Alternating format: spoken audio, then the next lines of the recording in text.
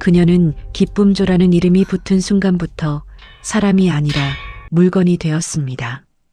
겉으로는 화려한 옷과 단정한 화장이 주어졌지만 그 모든 것은 소유물에 붙이는 포장에 불과했습니다. 웃는 법, 고개를 숙이는 각도, 걸음 속도까지 모두 규칙이었고 그 규칙을 어기면 바로 처벌이 따랐습니다. 그녀의 하루는 기쁨을 주기 위해 시작됐고 기쁨을 주지 못했다는 이유로 끝없이 죄책감을 강요받으며 끝났습니다. 기쁨을 주는 사람이 아니라 기쁨을 만들어내야 하는 도구로 길러진 삶이었습니다. 오늘은 더 밝게 웃어야 해. 표정이 굳으면 너부터 사라질 수 있어. 그 말들은 조언이 아니라 협박이었고 살아남기 위한 명령이었습니다. 그녀는 그 말들을 가슴에 새기듯 외우며 하루를 버텼습니다. 기쁨조의 몸은 국가의 소유였습니다. 어디로 가는지, 누구를 만나는지, 언제 쉬는지조차 스스로 정할 수 없었습니다. 아프다고 말할 권리도 거부할 권리도 없었습니다.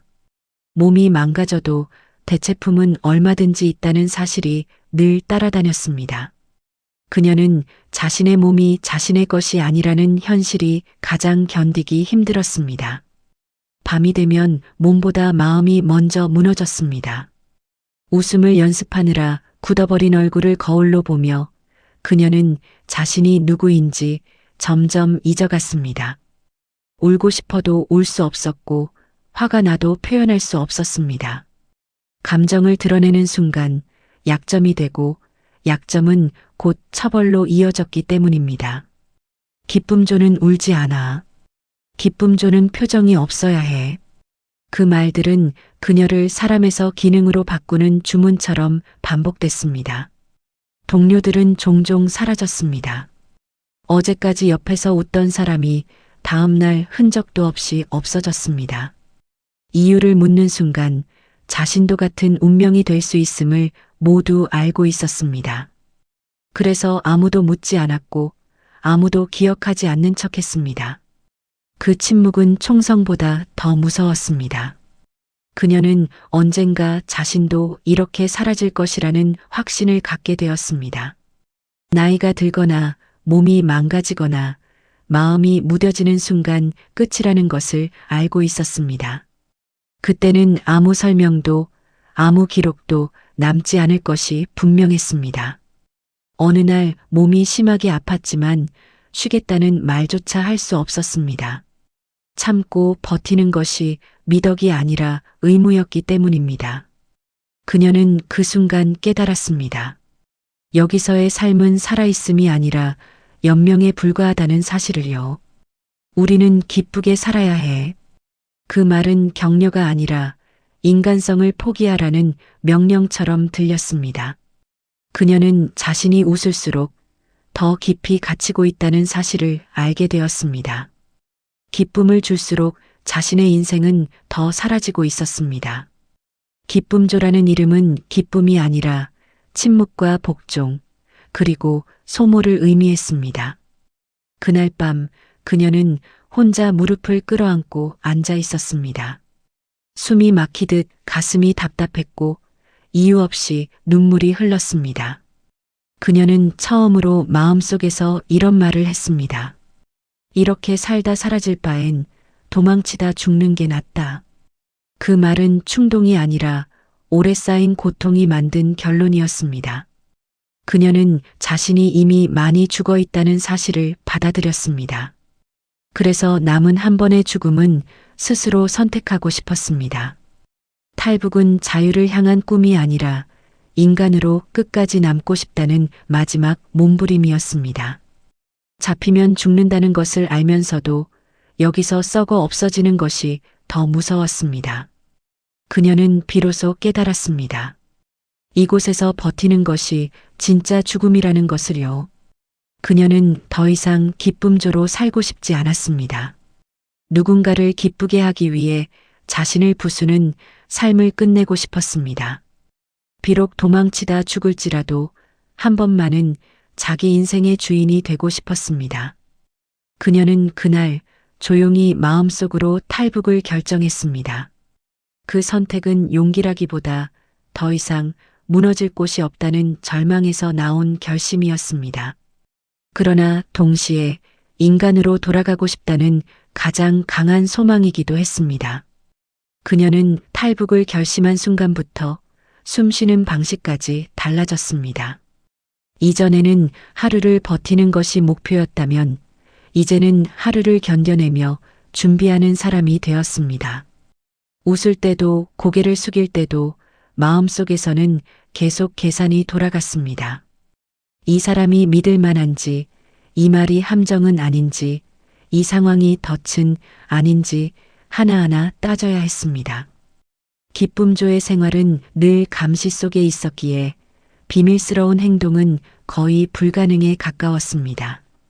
그녀는 작은 행동 하나에도 의미를 숨겨야 했습니다. 화장품을 더 달라고 하는 것, 몸이 아프다고 말하는 것, 이동 경로를 묻는 것조차 위험한 신호가 될 수 있었습니다. 그래서 그녀는 모든 준비를 아주 천천히, 아주 조용히 진행했습니다. 가장 먼저 해야 할 일은 탈북 루트를 아는 사람을 찾는 것이었습니다. 하지만 아무에게나 말을 걸 수는 없었습니다.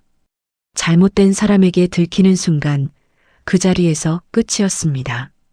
그녀는 몇 달 동안 사람들의 눈빛과 행동을 관찰했습니다. 말을 아끼는 사람, 불필요한 질문을 하지 않는 사람, 표정이 흔들리지 않는 사람을 마음속에 표시해 두었습니다. 그러던 어느 날 비슷한 공포를 품고 있는 듯한 여성을 발견했습니다. 그 여성의 눈에는 그녀와 같은 절박함이 담겨 있었습니다. 둘은 직접적인 말을 하지 않고도 서로를 알아보는 듯한 느낌을 받았습니다. 긴 시간 동안 눈빛과 작은 행동으로 신호를 주고받은 끝에 조심스러운 접촉이 시작되었습니다. 너도 나가고 싶니? 그 한마디는 질문이 아니라 확인에 가까웠습니다. 그녀는 그 말을 듣는 순간 심장이 멈추는 듯 했습니다. 대답 하나로 인생이 끝날 수도 있다는 것을 알았기 때문입니다. 그러나 동시에 처음으로 혼자가 아니라는 느낌이 들었습니다. 언젠가는 나가야죠. 그 짧은 대답이 두 사람을 같은 운명으로 묶어버렸습니다. 그 후로 그녀는 아주 제한된 정보들을 조금씩 받아들이기 시작했습니다. 탈북 브로커가 존재한다는 것, 중국으로 넘어가야 한다는 것, 실패하면 바로 죽음이라는 것. 모든 정보는 공포였지만 동시에 희망이기도 했습니다. 적어도 길이 있다는 사실이 그녀를 살아있게 만들었습니다. 그녀는 돈이 필요하다는 말을 들었을 때 가슴이 철렁 내려앉았습니다. 기쁨조에게 돈은 자유가 아니었습니다. 돈은 관리자의 손에 있었고 자신이 쓸 수 있는 것은 극히 제한적이었습니다. 그녀는 자신이 가진 것이 아무것도 없다는 현실과 마주해야 했습니다. 그래서 그녀는 더 위험한 선택을 하기 시작했습니다. 상대의 비위를 맞추며 얻을 수 있는 작은 보상을 모았습니다. 선물을 받으면 숨겨두었고 현금이 생기면 조심스럽게 분산해 보관했습니다. 그 모든 행동은 발각되면 큰 처벌로 이어질 수 있었습니다. 그녀는 자신이 점점 계산적인 사람이 되어가는 것을 느꼈습니다. 예전에는 그저 버티기만 하면 됐지만 이제는 모든 행동이 전략이었습니다. 웃음도 계산이었고 침묵도 계산이었으며 눈물조차 계산이었습니다. 밤이 되면 두려움이 몰려왔습니다.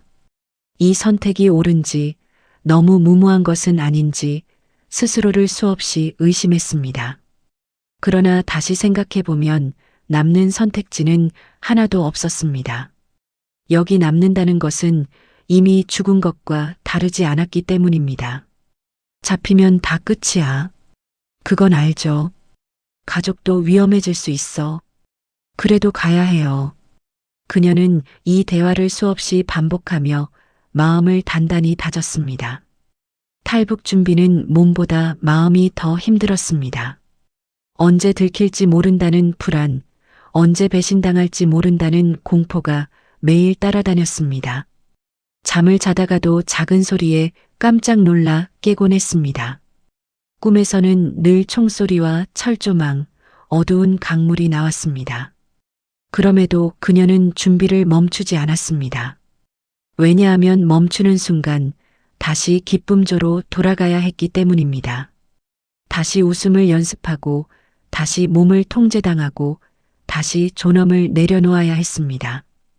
그녀에게 그것은 차라리 죽음과 같았습니다. 그녀는 매일 마음속으로 되뇌었습니다. 조금만 더 버티면 된다.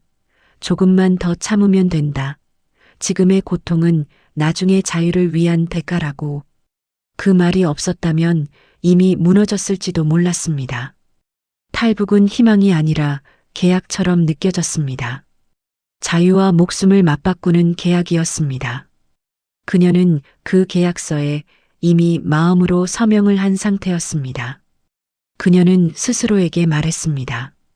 이번에는 누군가의 명령이 아니라 내가 내리는 결정이라고. 이번만큼은 강요가 아니라 선택이라고. 기쁨조로 살던 시간 동안 그녀는 단 한 번도 선택한 적이 없었습니다. 입는 옷도 가는 장소도 웃는 시간도 쉬는 순간도 모두 명령이었습니다. 그런 그녀가 처음으로 인생을 걸고 내린 선택이 바로 탈북이었습니다. 그 선택이 얼마나 위험한지 알면서도 그녀는 묘한 평온을 느꼈습니다. 적어도 이제는 누군가에게 끌려가는 삶이 아니라 스스로 걷는 길이었기 때문입니다. 그녀는 준비가 완벽하지 않다는 것도 알고 있었습니다. 탈북에는 완벽한 준비란 존재하지 않는다는 사실도 받아들였습니다. 중요한 것은 타이밍과 결심이라는 말을 가슴에 새겼습니다. 그녀는 매일 밤 스스로에게 묻고 또 물었습니다. 정말 갈 준비가 되었는지, 돌아갈 생각은 없는지, 죽음을 감당할 수 있는지 말입니다. 그리고 매번 같은 답이 나왔습니다. 여기 남는 것이 더 무섭다. 그 말이 그녀를 다시 움직이게 했습니다. 그녀는 이미 마음속으로 국경을 넘고 있었습니다. 그날 밤 그녀가 향한 곳은 두만강이었습니다. 두만강은 북한과 중국을 가르는 국경선이었고 수많은 탈북자들의 생과 살을 삼켜온 강이었습니다. 겉으로 보면 조용히 흐르는 강이었지만 그 물속에는 총성과 비명, 좌절과 희망이 함께 잠겨 있다는 말을 그녀는 수없이 들어왔습니다. 낮에는 평범한 강처럼 보이지만 밤이 되면 두만강은 목숨을 걸어야만 건널 수 있는 죽음의 문이 된다고 했습니다. 그녀는 이제 그 문 앞에 서 있었습니다. 공기는 차갑고 무거웠습니다. 숨을 쉬는 것조차 소리가 될까 두려워 입을 작게 벌린 채 호흡했습니다. 발걸음을 옮길 때마다 땅이 울리는 것처럼 느껴졌습니다. 자신의 심장 소리가 밤을 찢을 것처럼 크게 들렸습니다. 이동 시간과 장소는 마지막 순간에 전달되었습니다. 모든 정보는 일부러 불완전하게 주어졌습니다. 한 사람이 잡혀도 전체를 불지 못하게 하기 위한 방식이었습니다. 그녀는 그 구조가 잔인하다는 것을 알면서도 이것이 살아남기 위한 현실이라는 것도 받아들이고 있었습니다. 멀리서 경비병의 손전등 불빛이 스쳤습니다. 그 불빛은 칼날처럼 어둠을 가르며 움직였습니다. 그녀는 본능적으로 땅에 몸을 붙이고 숨을 멈췄습니다. 머릿속에는 잡히는 순간 벌어질 일들이 한꺼번에 떠올랐습니다. 공개 처형, 가족 연자, 기록조차 남지 않는 소멸이 빠르게 스쳐 지나갔습니다. 불빛이 멀어졌을 때 그녀는 비로소 숨을 다시 쉬었습니다. 다리는 떨렸고 손바닥은 식은 땀으로 젖어 있었습니다. 그러나 멈출 수는 없었습니다. 멈추는 순간 모든 결심이 무너질 것 같았기 때문입니다. 조금 더 이동하자 두만강의 어두운 수면이 보이기 시작했습니다. 달빛을 거의 반사하지 않는 검은 물이 조용히 흐르고 있었습니다. 그 물은 고요했지만 그 고요함이 오히려 더 무서웠습니다. 이 강은 수많은 사람을 살려보내기도 했고 수많은 사람을 영영 돌려보내지 않기도 했습니다. 그녀는 두만강이 단순한 자연이 아니라 국경 그 자체라는 생각이 들었습니다. 넘는 순간 더 이상 북한 사람이 아니게 되는 강이었습니다. 동시에 넘지 못하면 인생이 끝나는 강이기도 했습니다. 그녀는 강가에 서서 잠시 숨을 고르며 물을 바라봤습니다. 차가운 물결이 천천히 흐르며 아무 일도 없다는 듯 움직이고 있었습니다. 그 평온함이 오히려 잔인하게 느껴졌습니다. 사람의 죽음과는 상관없이 강은 늘 이렇게 흐르고 있을 것이기 때문입니다. 발을 담그는 순간 온몸이 얼어붙는 듯한 충격이 왔습니다. 차가운 물이 살을 파고들며 숨이 막히는 느낌이 들었습니다. 다리는 곧바로 감각을 잃기 시작했습니다. 그러나 그녀는 이를 악물고 한 발을 더 내디뎠습니다. 강 한가운데로 들어서자 물살이 몸을 밀어냈습니다. 보기보다 깊었고 흐름도 거셌습니다. 중간에 균형을 잃으면 그대로 떠내려갈 수 있다는 것을 직감했습니다. 그녀는 두 손으로 몸을 붙잡듯 앞으로 나아갔습니다. 물속에서는 발이 제대로 닿지 않아 휘청거렸습니다. 한순간 몸이 기울어지며 물이 가슴까지 차올랐습니다. 숨이 막히고 공포가 밀려왔습니다. 그녀는 본능적으로 몸을 바로 세우며 다시 중심을 잡았습니다. 그 순간 그녀는 기쁨조로 살던 시간들을 떠올렸습니다. 고개를 숙이고 웃음을 강요받고 몸을 빼앗기던 기억들이 스쳐 지나갔습니다. 그 기억들은 고통이었지만 지금 그녀를 붙잡아주는 힘이기도 했습니다. 다시는 그곳으로 돌아가지 않겠다는 의지가 몸을 움직이게 했습니다. 강을 거의 다 건넜을 때 다리에 힘이 풀렸습니다. 차가운 물에 몸이 잠시 잠겼고 숨이 막혔습니다. 그녀는 마지막 힘을 짜내듯 팔을 휘저어 다시 몸을 일으켰습니다. 마침내 중국 쪽 강둑의 흙을 밟는 순간 다리가 풀리며 주저앉았습니다. 차가운 땅의 감촉이 믿기지 않을 만큼 현실적으로 느껴졌습니다. 그녀는 울지도 웃지도 못한 채 숨만 몰아쉬었습니다. 두만강은 그녀의 과거와 현재를 갈라놓은 경계였습니다. 이 강을 건넜다는 사실 하나만으로도 그녀는 더 이상 기쁨조가 아니었습니다. 그러나 동시에 이 강을 건넜다고 해서 자유가 보장되는 것도 아니었습니다. 그녀는 알고 있었습니다. 두만강은 끝이 아니라 시작이라는 것을요.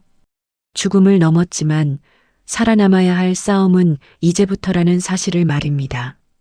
두만강을 건넌 순간 그녀는 자유에 가까워졌다고 믿고 싶었습니다. 그러나 중국 땅에 발을 딛자마자 그 생각이 얼마나 순진한 착각이었는지 깨닫게 됩니다. 이곳은 총성이 없는 대신 돈과 배신, 인신매매가 기다리는 또 다른 감옥이었습니다. 두만강이 생과 사의 경계였다면 중국은 인간으로 남을 수 있느냐를 시험하는 땅이었습니다. 그녀는 숲과 산길을 따라 끊임없이 이동했습니다. 정해진 숙소는 없었고 하루 앞도 예측할 수 없었습니다. 브로커가 알려준 장소는 늘 바뀌었고 이동 시간도 매번 달랐습니다. 그 불확실함이 그녀의 신경을 끝없이 자극했습니다. 두만강을 건넌 탈북자는 중국에서 불법 체류자가 됩니다. 공안에게 붙잡히는 순간 북한으로 강제 송환된다는 사실을 그녀는 알고 있었습니다. 강제 송환은 곧 고문과 수용소 그리고 공개 처벌로 이어질 가능성이 높았습니다. 그래서 그녀는 사람의 눈을 마주치지 않고 소리 없이 움직이는 법부터 다시 배워야 했습니다.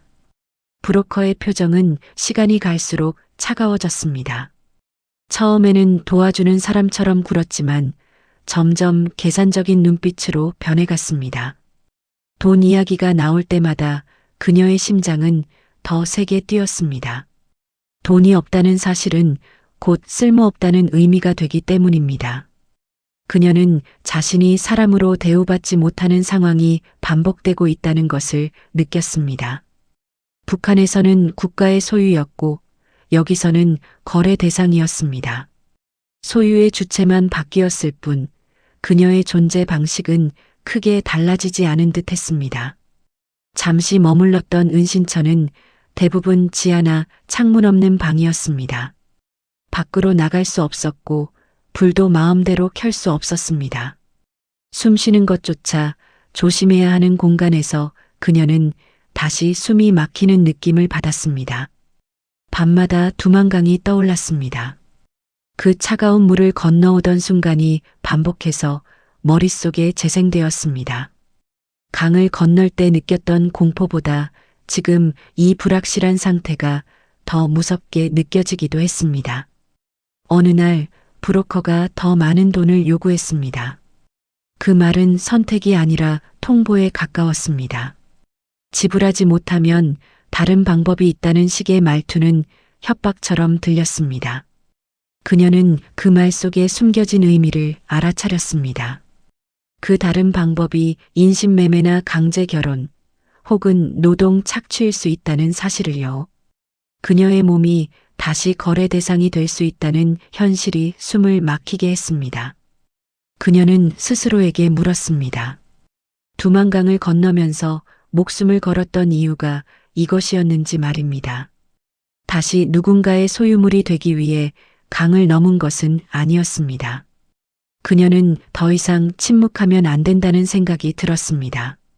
여기서도 가만히 있으면 북한에서와 똑같은 운명을 맞게 될 것이 분명했기 때문입니다. 그녀는 처음으로 브로커의 지시에 무조건 따르지 않기 시작했습니다. 그녀의 눈빛이 달라졌습니다. 기쁨조 시절에는 복종이 생존이었지만 이제는 저항이 생존이었습니다. 비록 작은 저항이었지만 그것은 분명한 변화였습니다. 그녀는 이동 중에 일부러 사람 많은 곳을 지나가려 했습니다. 브로커가 꺼리는 상황을 만들며 자신의 위치를 불안정하게 만들었습니다. 그 행동은 위험했지만 동시에 자신의 몸을 보호하는 방식이기도 했습니다. 브로커는 그녀의 태도, 변화에 불편함을 드러냈습니다. 목소리가 거칠어졌고 눈빛에는 경계가 생겼습니다. 그녀는 그 반응을 보며 확신했습니다. 자신이 순종적일수록 더 위험해진다는 사실을 말입니다. 두만강을 넘을 때는 총이 두려웠습니다. 그러나 지금은 사람의 탐욕이 더 무섭게 느껴졌습니다. 총은 한순간이지만 탐욕은 끝이 없기 때문입니다. 그녀는 자유가 한 번에 주어지는 것이 아니라는 것을 깨달았습니다. 강 하나를 건넜다고 인생이 바뀌는 것이 아니었습니다. 자유는 계속 싸워야 지킬 수 있는 상태였습니다. 그녀는 마음속으로 다시 결심했습니다. 두만강에서 목숨을 걸었듯 여기서도 자신을 팔지 않기 위해 목숨을 걸겠다고 말입니다. 이번에는 도망치기만 하는 것이 아니라 자신의 존재를 지키기 위한 싸움이었습니다. 중국은 그녀에게 또 다른 시험장이 되었습니다. 기쁨조에서 탈출한 것이 끝이 아니라 인간으로 남기 위한 싸움의 시작이라는 사실을 이곳에서 배웠습니다. 중국에서의 시간이 길어질수록 그녀는 자신이 다시 상품이 되고 있다는 느낌을 강하게 받았습니다. 두만강을 건널 때는 총과 물이 무서웠지만 지금은 사람의 눈빛이 더 무서웠습니다. 브로커의 시선에는 점점 계산이 담기기 시작했고 그 계산의 대상이 바로 자신이라는 사실이 분명해졌습니다. 어느 날 이동 경로가 갑자기 바뀌었습니다. 이유에 대한 설명은 없었고 그저 따라오라는 말만 반복되었습니다. 그녀는 그 순간 직감했습니다. 이동이 아니라 거래가 시작되었을지도 모른다는 불길한 예감이었습니다. 도착한 곳은 외진 시골 마을의 허름한 집이었습니다. 주변에는 사람의 왕래가 거의 없었고 탈출하기 어려운 구조였습니다. 그녀는 이 장소가 은신처가 아니라 보관 장소라는 느낌을 받았습니다. 방 안에는 이미 몇 명의 여성이 더 있었습니다. 그들의 눈에는 체념과 공포가 섞여 있었습니다. 말은 없었지만 서로가 같은 처지라는 사실을 바로 알 수 있었습니다. 그녀는 그제야 확신했습니다. 여기는 탈북자를 숨기는 곳이 아니라 사람을 팔기 전 모아두는 곳이라는 것을요. 브로커는 더 이상 숨기지 않았습니다. 돈이 부족하면 다른 방법이 있다는 말을 노골적으로 했습니다. 그 말은 곧 몸으로 값을 치르라는 의미였습니다. 그녀는 온몸이 굳어버렸습니다. 두만강에서 느꼈던 공포보다 더 깊은 절망이 밀려왔습니다. 북한에서도 중국에서도 그녀의 몸은 여전히 누군가의 소유물이었습니다. 그녀는 마음속으로 비명을 질렀습니다. 여기서 끝나면 두만강을 건넌 의미가 완전히 사라진다고 느꼈기 때문입니다. 그날 밤 그녀는 거의 잠을 이루지 못했습니다. 눈을 감으면 자신이 팔려가는 장면이 떠올랐습니다. 결혼이라는 이름으로 팔리거나 노동력으로 팔리거나 더 잔혹한 곳으로 보내질 가능성이 머릿속을 가득 채웠습니다. 그녀는 처음으로 스스로 생을 끝내는 생각까지 떠올렸습니다. 그러나 곧바로 그 생각을 밀어냈습니다. 죽으려고 두만강을 건넌 것이 아니었기 때문입니다. 그녀는 마지막 힘을 모아 주변을 관찰했습니다. 문이 잠기는 시간, 창문의 위치, 사람들의 이동 동선을 눈에 담았습니다. 탈출할 수 있는 작은 가능성이라도 찾아야 했습니다. 함께 있던 여성 중 한 명이 조용히 눈빛으로 신호를 보냈습니다. 도망칠 생각이 있다는 것을 서로 알아차린 순간이었습니다. 그녀는 혼자가 아니라는 사실에 작은 희망을 느꼈습니다. 그날 이후 그녀는 일부러 무기력한 척했습니다. 도망칠 의지가 없는 사람처럼 행동하며 경계를 낮추려 했습니다. 그것은 기쁨조 시절에 익힌 생존 방식이었습니다. 브로커는 그녀를 완전히 통제했다고 생각하는 듯 했습니다. 그 방심이 그녀에게는 유일한 기회였습니다. 어느 새벽 문이 잠시 열리는 순간이 있었습니다. 식사를 들여보내는 짧은 시간 동안 경계가 느슨해졌습니다. 그녀는 그 순간을 머릿속에 수없이 그려왔습니다. 심장은 터질 듯 뛰었지만 얼굴에는 아무 표정도 드러내지 않았습니다. 움직이면 죽고 멈추면 팔린다는 사실이 그녀를 밀어냈습니다. 그녀는 발소리를 죽이며 문 쪽으로 다가갔습니다. 이 한 걸음이 실패하면 다시는 기회가 없다는 것을 알고 있었습니다. 두만강을 건널 때보다 더 큰 용기가 필요했습니다. 그때는 도망이었지만 지금은 저항이었기 때문입니다. 그녀는 더 이상 누구의 소유물로 살 수 없었습니다. 차라리 여기서 죽더라도 스스로 선택하고 싶었습니다. 이 순간 그녀의 선택은 분명했습니다.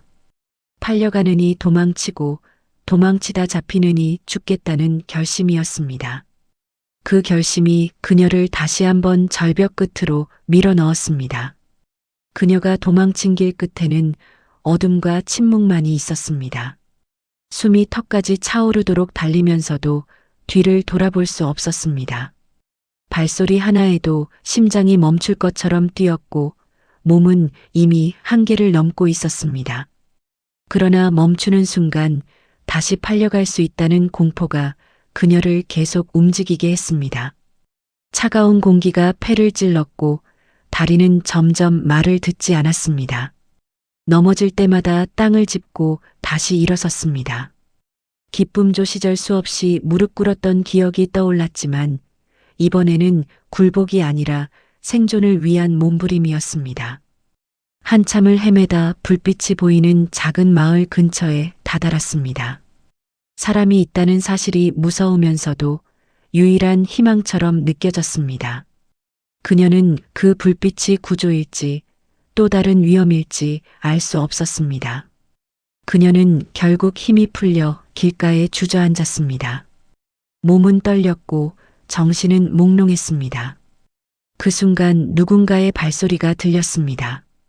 그녀는 본능적으로 몸을 움츠렸습니다.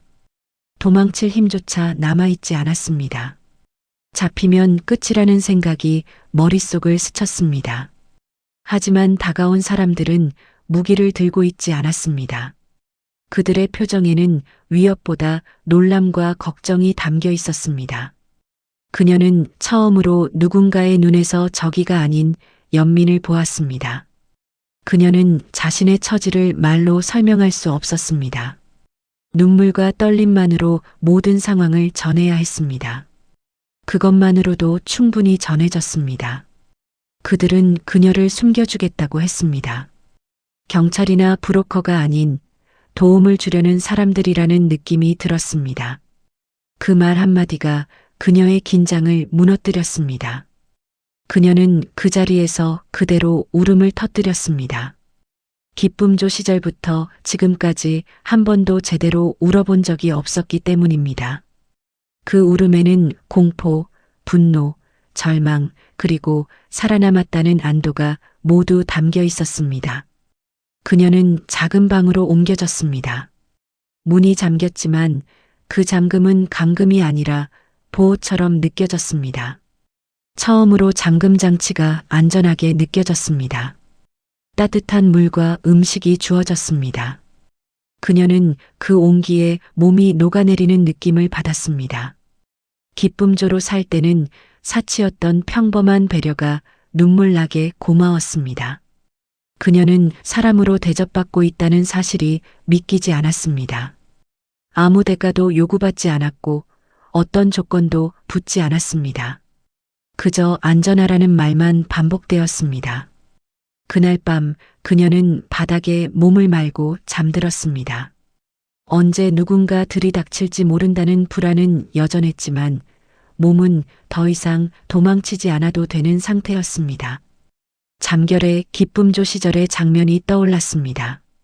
웃음을 강요받고 고개를 숙이고 몸을 통제당하던 장면들이 스쳐 지나갔습니다. 그러나 그 기억은 점점 멀어지는 느낌이 들었습니다. 그녀는 처음으로 내일을 생각했습니다. 내일 살아있을지, 도망쳐야 할지, 숨어야 할지가 아니라 그저 하루를 더 살 수 있다는 사실을 떠올렸습니다. 그녀는 자신의 이름을 마음속으로 불러보았습니다. 기쁨조가 아닌, 국가의 소유물이 아닌 한 사람으로서의 이름이었습니다. 그 이름이 이렇게 따뜻하게 느껴진 적은 처음이었습니다. 그녀는 깨달았습니다. 자유는 거창한 것이 아니라 사람으로 대우받는 순간부터 시작된다는 것을요. 두만강을 건너며 목숨을 걸었고 중국에서 몸을 지키기 위해 또 한 번 목숨을 걸었습니다. 그 모든 싸움이 이 한순간을 위해 존재했던 것처럼 느껴졌습니다.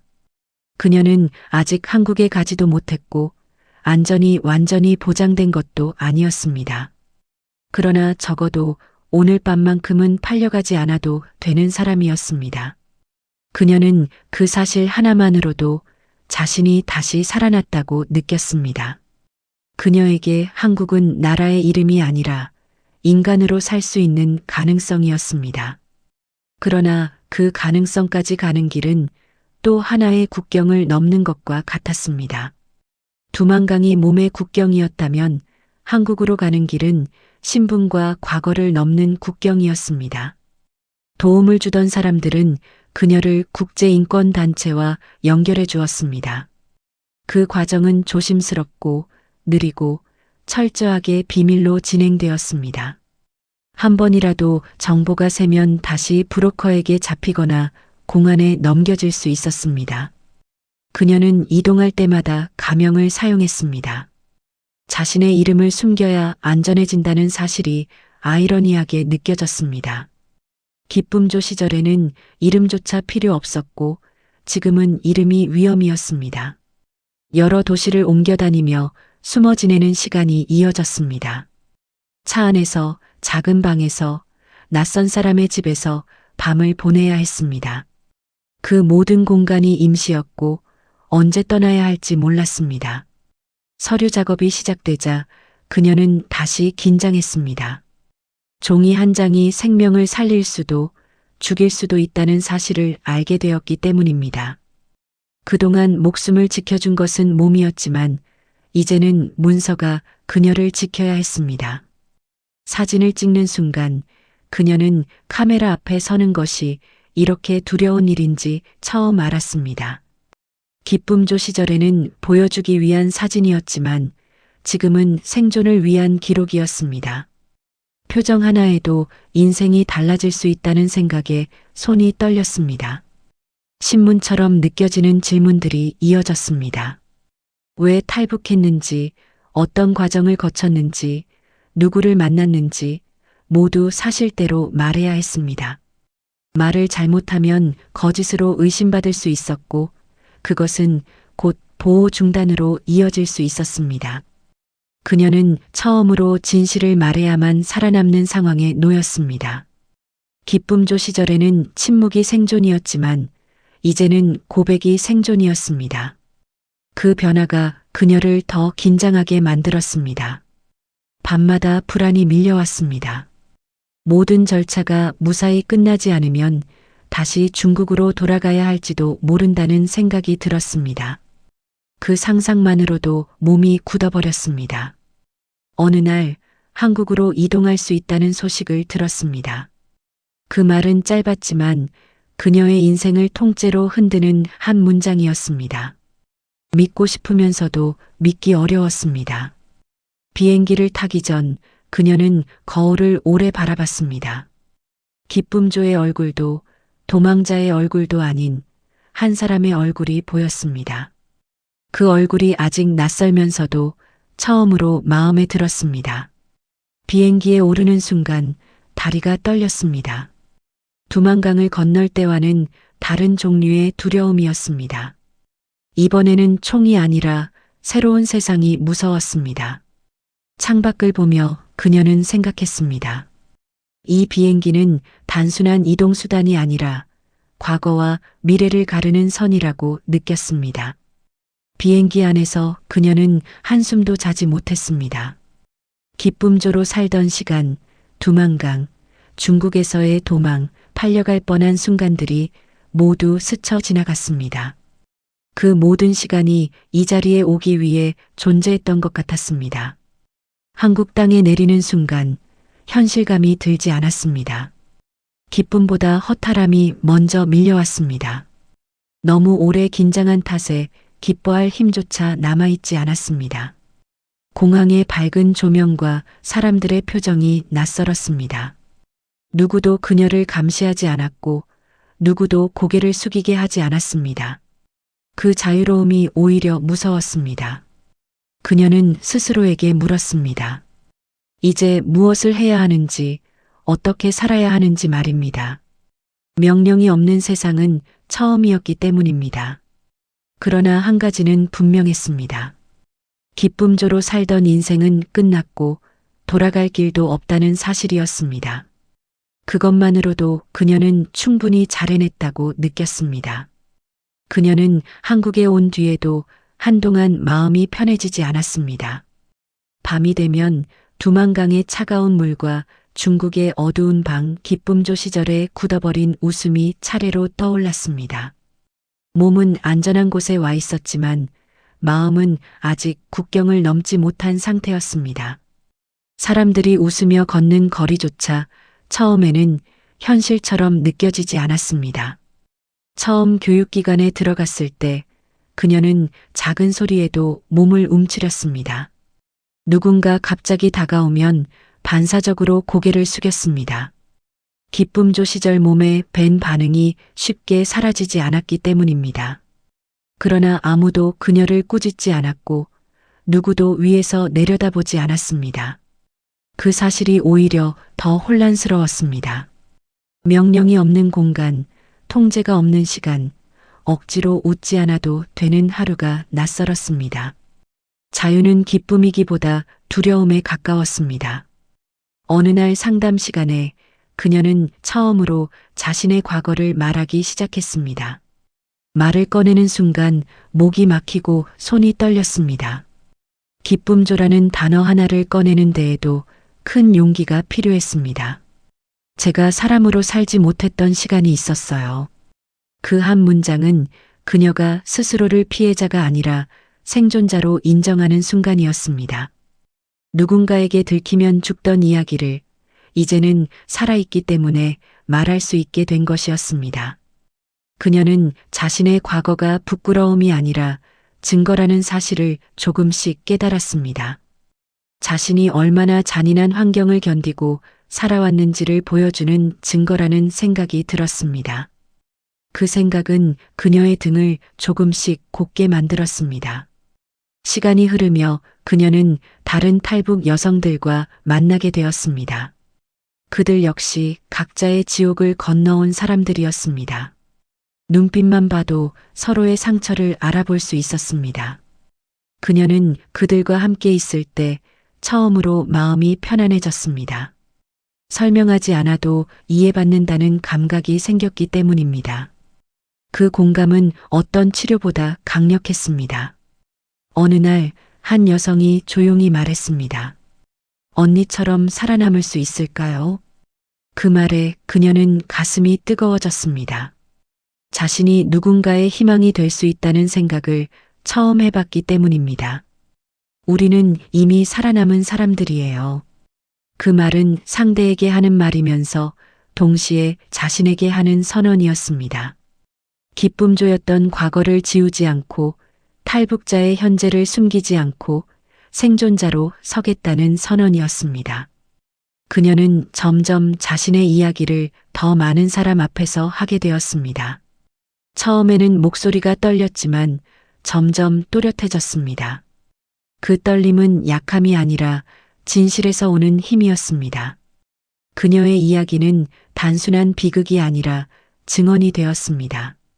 권력이 어떻게 사람을 소모시키는지, 침묵이 어떻게 인간을 무너뜨리는지 보여주는 증거가 되었습니다. 그녀는 깨달았습니다. 자신이 살아남은 이유는 단지 운이 좋아서가 아니라는 것을요. 누군가 대신 말해주기 위해 살아남았다는 생각이 들었습니다. 기쁨조로 살던 시절, 그녀는 아무 말도 할 수 없는 존재였습니다. 그러나 지금 그녀는 말할 수 있는 사람이 되었습니다. 그 변화 자체가 가장 통쾌한 복수이자 가장 강한 참교육이었습니다. 권력과 폭력은 그녀를 침묵시키려 했지만 결과적으로 그녀를 증언자로 만들었습니다. 사람을 물건으로 취급했던 체제는 그녀를 인간의 존엄을 증명하는 존재로 만들어버렸습니다. 이것이야말로 가장 강력한 반전이었습니다. 그녀는 더 이상 숨지 않았습니다. 자신의 과거를 부정하지 않았고 자신을 부끄러워하지도 않았습니다. 그 태도는 그녀 스스로에게 주는 가장 큰 해방이었습니다. 두만강을 건넜을 때 그녀는 살아남기 위해 도망쳤습니다. 중국에서는 팔리지 않기 위해 싸웠습니다. 한국에서는 사람으로 살기 위해 서기 시작했습니다. 그녀는 이제 누군가의 기쁨을 위한 도구가 아니었습니다. 누군가의 생존을 비추는 등불이었습니다. 그녀의 인생은 고통으로 시작했지만 의미로 방향을 바꾸었습니다. 누군가를 기쁘게 하기 위해 자신을 부수던 삶에서 누군가를 살게 하기 위해 자신의 이야기를 내놓는 삶으로 바뀌었습니다. 그녀는 더 이상 기쁨조가 아니었습니다. 탈북자라는 이름을 넘어 살아남은 인간이었습니다. 그리고 그 사실 하나만으로도 그녀의 인생은 누구보다도 당당하고 강한 이야기로 완성되고 있었습니다. 감사합니다. 이 사연은 여기까지입니다. 끝까지 시청해 주셔서 감사드립니다. 희망의 불씨였습니다. 좋아요와 구독으로 따뜻한 응원 부탁드립니다. 여러분의 클릭 하나가 또 다른 희망의 불씨가 됩니다. 감사합니다.